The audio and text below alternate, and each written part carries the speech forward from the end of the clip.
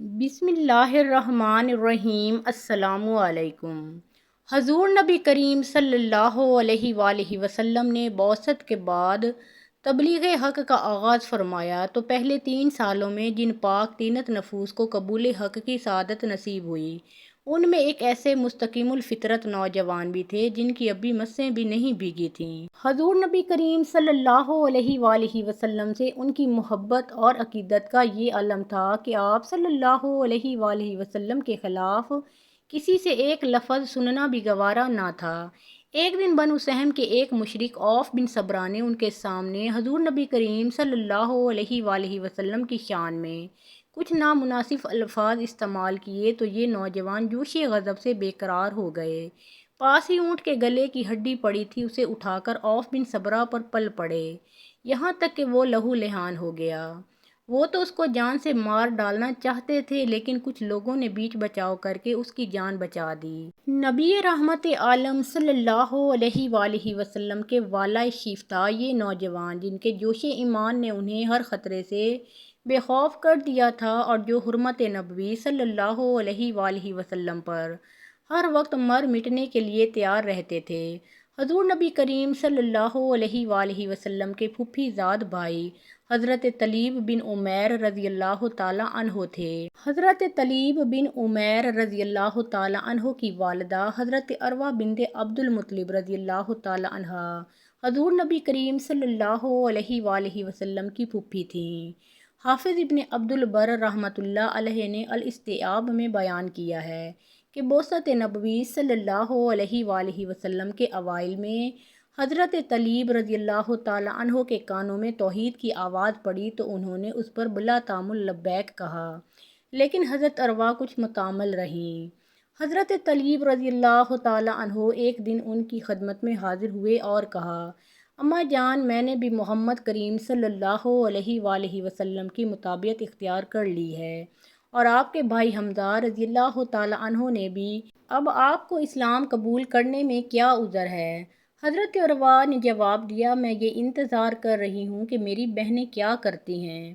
حضرت طلیب رضی اللہ تعالیٰ عنہ نے عرض کیا، اماں جان، میں آپ کو اللہ کا واسطہ دیتا ہوں کہ آپ ضرور رسول اللہ صلی اللہ علیہ وآلہ وسلم کی خدمت میں حاضر ہوں، آپ صلی اللہ علیہ وآلہ وسلم کی رسالت کی تصدیق کریں اور گواہی دیں کہ اللہ کے سوا کوئی معبود نہیں۔ حضرت عروہ رضی اللہ تعالیٰ عنہ نے فوراً کہا، میں گواہی دیتی ہوں کہ اللہ کے سوا کوئی معبود نہیں اور محمد صلی اللہ علیہ وآلہ وسلم اللہ کے رسول ہیں۔ میں اللہ اور اس کے رسول کریم صلی اللہ علیہ وآلہ وسلم پر ایمان لاتی ہوں۔ اس کے بعد وہ اپنے بڑھاپے کے باعث رسول اللہ صلی اللہ علیہ وآلہ وسلم کے کام میں زبانی امداد سے کام لیتی، یعنی کہتی سنتی تھیں، اور اپنے بیٹے کو آپ صلی اللہ علیہ وآلہ وسلم کی اطاعت اور مدد پر آمادہ کرتی رہتی تھیں۔ اس روایت سے معلوم ہوتا ہے کہ حضرت عروہ رضی اللہ تعالیٰ عنہ نے حضرت حمزہ رضی اللہ تعالیٰ عنہ کے قبول اسلام کے بعد مشرف با ایمان ہوئیں۔ حضرت طلیب رضی اللہ تعالیٰ عنہ کو حضور نبی کریم صلی اللہ علیہ وآلہ وسلم سے بے پناہ محبت اور عقیدت تھی۔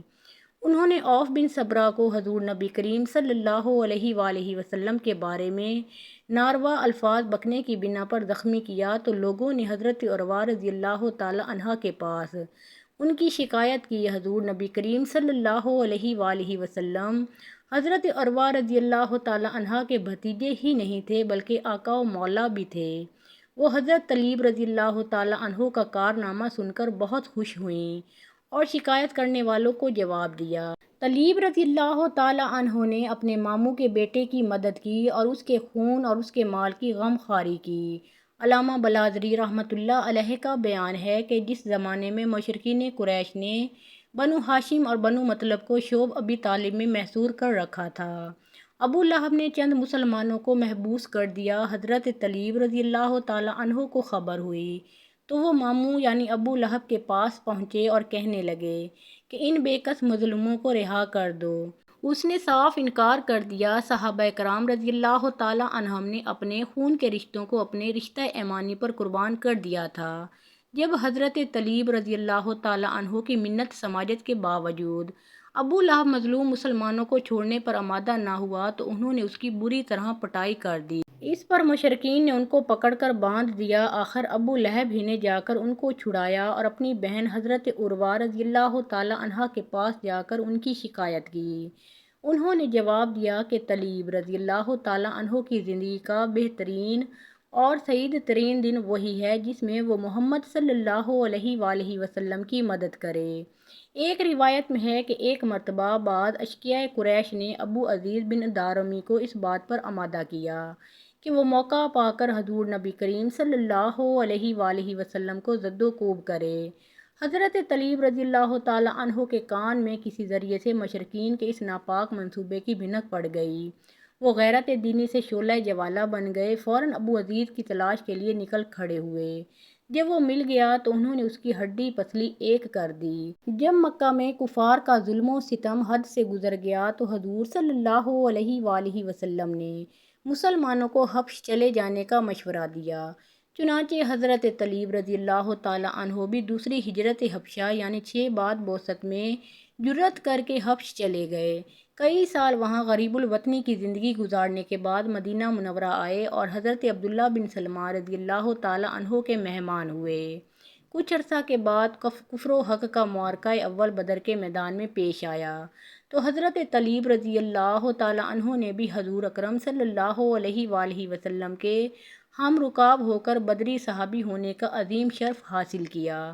بدر کے بعد حضرت طلیب رضی اللہ تعالیٰ عنہ کے مشاغل اور سرگرمیوں کے بارے میں تمام ارباب سیر خاموش ہیں۔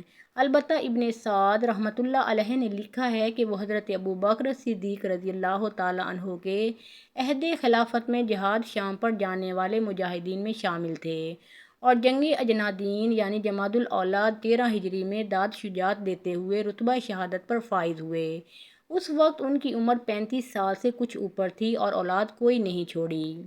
ایک مرتبہ اموی خلیفہ عبد الملک کی ملاقات بہت زیادہ عمر والے ایک صحابی سے ہوئی تو اس نے ان سے پوچھا، اے صاحب رسول صلی اللہ علیہ وآلہ وسلم، آپ نے خاصی بڑی عمر میں رسول اللہ صلی اللہ علیہ وآلہ وسلم کے جمال جہاں آرا سے اپنی آنکھیں روشن کیں، ذرا یہ تو بتائیے کہ آپ بڑے ہیں یا رسول اللہ صلی اللہ علیہ وآلہ وسلم؟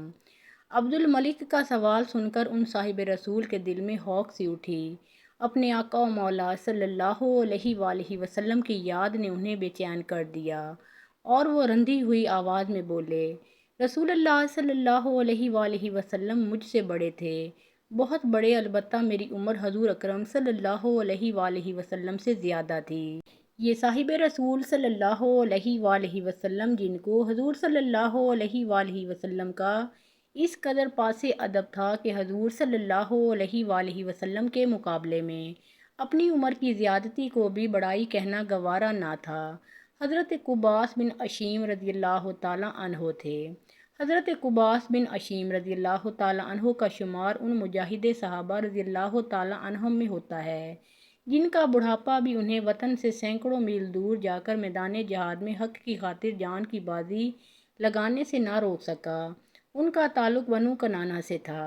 حضرت قباس بن عشیم رضی اللہ تعالیٰ عنہ غزوہ بدر 2 ہجری تک اپنے آبائی مذہب پر قائم رہے، چنانچہ وہ قریش مکہ کے لشکر میں شریک ہو کر مسلمانوں کے خلاف لڑنے آئے تھے۔ چونکہ وہ اپنے قبیلے کے نہایت بہادر اور جنگ آزما لوگوں میں سے تھے، اس لیے قریش کے لشکر میں انہیں خاص اہمیت حاصل تھی۔ ابن اسیر رحمۃ اللہ علیہ کا بیان ہے کہ غزوہ بدر کے بعد ان کے دل میں یکا یک شمع ایمان روشن ہو گئی اور وہ بارگاہ رسالت صلی اللہ علیہ وآلہ وسلم میں حاضر ہو کر سعادت اندوز اسلام ہو گئے۔ اس وقت ان کی عمر 55 اور 60 سال کے درمیان تھی، لیکن بڑے قوی اور توانا تھے۔ حافظ ابن حجر رحمۃ اللہ علیہ نے اصابہ میں لکھا ہے کہ انہوں نے عہد رسالت صلی اللہ علیہ وآلہ وسلم کے کئی غزوات میں حضور صلی اللہ علیہ وآلہ وسلم کی ہم رکابی کا شرف حاصل کیا اور ہر معرکے میں اپنی شجاعت و بصالت کا سکہ بٹھا دیا۔ حضور اکرم صلی اللہ علیہ وآلہ وسلم کے وصال کے بعد حضرت ابو بکر صدیق رضی اللہ تعالیٰ عنہ کے عہد خلافت میں شام پر فوج کشی ہوئی تو حضرت قباس رضی اللہ تعالیٰ عنہ اپنے بڑھاپے کے باوجود بڑے جوش اور جذبے کے ساتھ لشکر اسلام میں شامل ہو گئے اور رومیوں کے خلاف کئی معرکوں میں داد شجاعت دی۔ اہل سیر نے یرموک کی خونریز جنگ میں ان کی شجاعت اور سرفروشی کا خصوصیت سے تذکرہ کیا ہے۔ اس لڑائی میں وہ اسلامی لشکر کے میسرہ کے افسر تھے۔ ہنگامِ کارزار میں ایک موقع پر ایک رومی جرنیل ابن کناتیر نے اسلامی فوج کے میسرے پر اس زور سے حملہ کیا کہ مسلمانوں کے قدم اکھڑ گئے۔ اس نازک گھڑی میں حضرت قباس بن عشیم رضی اللہ تعالیٰ عنہ، کچھ دوسرے افسروں یعنی حضرت سعید بن زید رضی اللہ تعالیٰ عنہ، حضرت عمر بن العاص رضی اللہ تعالیٰ عنہ، حضرت شرحبیل بن حسنہ رضی اللہ تعالیٰ عنہ اور حضرت یزید بن ابو سفیان رضی اللہ تعالیٰ عنہ کے ساتھ میدان جنگ میں ڈٹ کر کھڑے ہو گئے اور رومیوں کے تنو تیز سیلاب کو روکنے کے لیے اپنی جان کی بازی لگا دی۔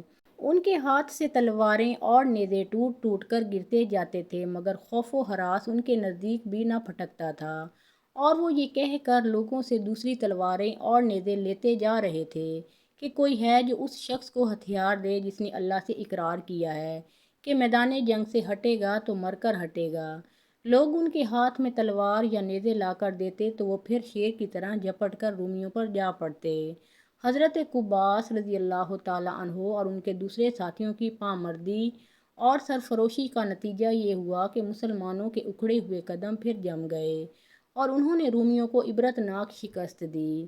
ابن اسیر رحمۃ اللہ علیہ کا بیان ہے کہ جب شام پر مسلمانوں کا مکمل استیلا ہو گیا تو حضرت قباس رضی اللہ تعالیٰ عنہ نے مستقل طور پر دمشق میں اقامت اختیار کر لی اور طویل عمر پا کر اسی شہر میں سفر آخرت اختیار کیا۔ ان کا سال وفات کسی کتاب میں درج نہیں ہے، البتہ عبد الملک سے ان کی ملاقات کے واقعہ سے ظاہر ہوتا ہے کہ وہ اس کے دور حکومت میں حیات تھے۔ اللہ تعالیٰ کی ان پر ہزارہاں رحمتیں نازل ہوں، آمین یا رب العالمین۔ محترم ناظرین، پیارے آقا محمد مصطفیٰ صلی اللہ علیہ وآلہ وسلم کا پیارا نام ایک مرتبہ کامنٹ سیکشن میں ضرور لکھیے۔ ویڈیو پسند آئی ہو تو لائک اور شیئر کیجیے۔ اللہ تعالیٰ آپ سب کا حامی و ناصر ہو۔